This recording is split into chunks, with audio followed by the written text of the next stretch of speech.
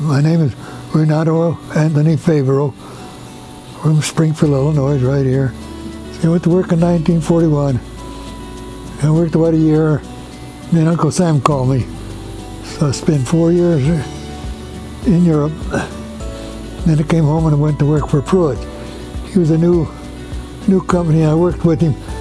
Before I went into service, I worked with him. He said, "When you come home, you work for me." I said, "Oh, sure, I will.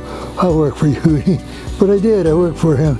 I worked for him for 45 years, doing sheet metal work, putting in heating and cooling system for just about any building in the country, in the city here.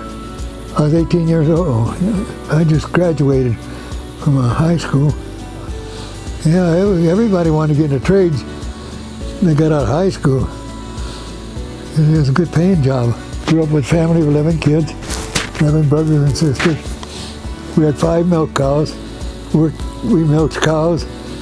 We did a lot of work with farm work. Well, I played all sports in high school: football, basketball, baseball, and I run a little bit in track too once in a while, but not too often with track. Honor roll all the time, except for that God English. I couldn't. And the English teachers, they really tried to help me too to make it, but I made it a few times. Well, I worked on quite a few things here in Springfield. Most of the new buildings, we worked on all that. Pruitt we had a company that supplied all the equipment, and he had us. We did the sheet metal work, the furnace work, and the heating and air conditioning and ventilation and everything like that. I worked 45 years for Pruitt, and I worked, I don't know, maybe 2 or 3 more years after that. So I worked about almost 50 years, I'd say. I worked on sheet metal work.